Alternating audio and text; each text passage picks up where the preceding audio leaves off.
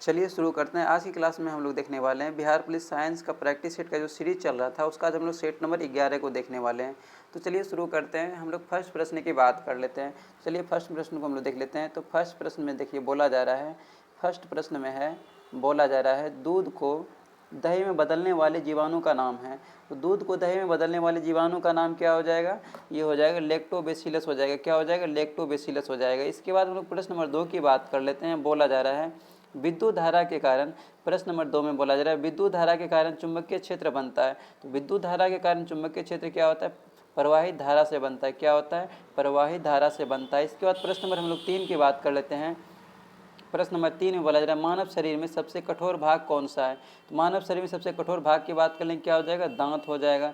इसके बाद हम लोग प्रश्न नंबर 4 की बात कर लेते हैं। बोला जा रहा है किसी वस्तु की द्रव्यमान में अंतर नहीं आता जब, क्या कब नहीं आता है? इसकी बात करते हैं। ये सभी में हो जाएगा। गुरुत्व बदलने से, स्थान बदलने से, ऊंचाई बदलने से हो जाएगा।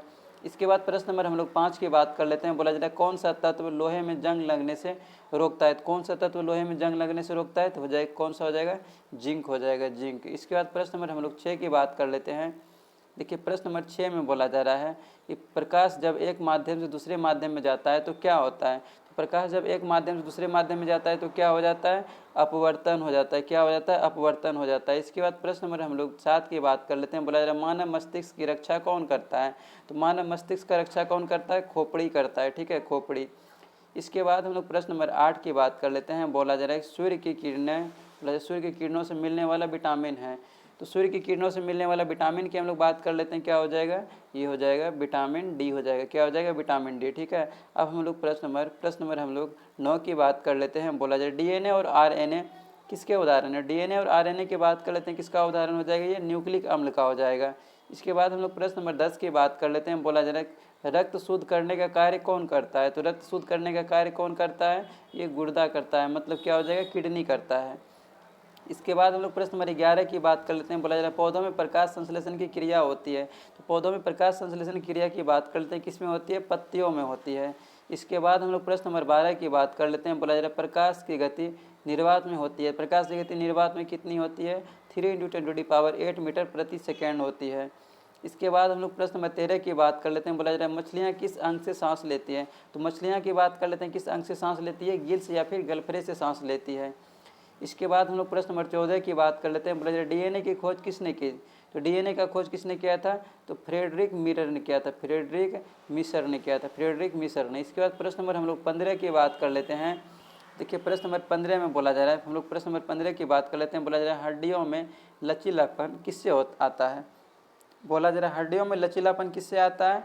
हड्डियों में लचीलापन की बात कर लेते हैं हम लोग, कोलेजन से होता है। किसके कारण होता है? कोलेजन से होता है। इसके बाद हम लोग प्रश्न नंबर 16 की बात कर लेते हैं। बोला जा रहा है विद्युत धारा का ऐसा ही मात्रक है। तो विद्युत धारा का ऐसा ही मात्रक की बात कर लेते हैं। क्या हो जाएगा? एम्पियर हो जाएगा। इसके बाद हम लोग प्रश्न नंबर 17 की बात कर लेते हैं। प्रश्न नंबर 17 में बोला जा रहा है कोई वस्तु स्थिर है उस पर शुद्ध बल कितना होगा? कोई वस्तु अगर स्थिर है तो उस पर शुद्ध बल की बात कर लेते हैं। कितना हो जाएगा? 0 न्यूटन हो जाएगा। कितना हो जाएगा? 0 न्यूटन। इसके बाद हम लोग प्रश्न नंबर 18 की बात कर लेते हैं। बोला जा रहा है रक्त में सबसे अधिक कौन होता है? बोला जा रहा है कि रक्त में सबसे अधिक कौन होता है? कौन हो जाएगा? ये प्लाज्मा होता है। रक्त में सबसे अधिक कौन होता है? प्लाज्मा होता है। इसके बाद हम लोग प्रश्न नंबर 19 की बात कर लेते हैं। बोला जा रहा है त्वरण तब होता है जब, त्वरण कब होता है? हम लोग त्वरण की बात करते हैं तब होता है जब वेग में परिवर्तन हो। त्वरण कब होता है? जब वेग में परिवर्तन हो। इसके बाद हम लोग प्रश्न नंबर 20 की बात करते हैं। बोला जा रहा है जल की सतह पर तैरने का कारण है। तो जल की सतह पर तैरने का कारण क्या हो जाएगा? आर्किमिडीज बल हो जाएगा। कौन सा बल हो जाएगा? आर्किमिडीज बल हो जाएगा। इसके बाद हम लोग प्रश्न नंबर 21 की बात कर लेते हैं। बोला जा रहा है गर्मी में धातु फैलती है, यह किस पर आधारित हो जाएगा? बोला जा रहा है गर्मी में धातु फैलती है, यह किस पर आधारित हो जाएगा? किस पर हो जाएगा? थर्मल विस्तार पर हो जाएगा। किस पर होगा? थर्मल विस्तार पर। इसके बाद हम लोग प्रश्न नंबर 22 की बात कर लेते हैं। बोला जा रहा है कौन सी ध्वनि मानव कान नहीं सुन सकता है? तो कौन सी ध्वनि नहीं सुन सकता है? ये हो जाएगा 25,000 हर्ट्ज को नहीं सुन सकता है। इसके बाद प्रश्न नंबर हम लोग 23 की बात कर लेते हैं। बोला जा रहा है डीएनए में उपस्थित शर्करा होती है। तो डीएनए में उपस्थित शर्करा की बात कर लेते हैं। क्या होता है? डीऑक्सीराइबोस हो जाता है। ठीक है। इसके बाद हम लोग बात कर लेते हैं 24 नंबर प्रश्न में बोला जा रहा है ऑक्सीजन गैस की खोज किसने की थी? तो ऑक्सीजन गैस की खोज की बात कर लेते हैं। किसने किया था? प्रिस्टले ने किया था। प्रिस्टले ने। इसके बाद प्रश्न नंबर 25 की बात कर लेते हैं। बोला जा रहा है मानव शरीर की सबसे बड़ी ग्रंथि है। मानव शरीर की सबसे बड़ी ग्रंथि की बात कर लेंगे तो क्या हो जाएगा, यकृत हो जाएगा। क्या हो जाएगा, यकृत हो जाएगा। तो आज का सेट भी समाप्त हुआ। हम लोग नेक्स्ट सेट नंबर 12 को हम लोग नेक्स्ट क्लास में देख लेंगे। तो आज की क्लास को हम लोग यहीं पे विराम करते हैं।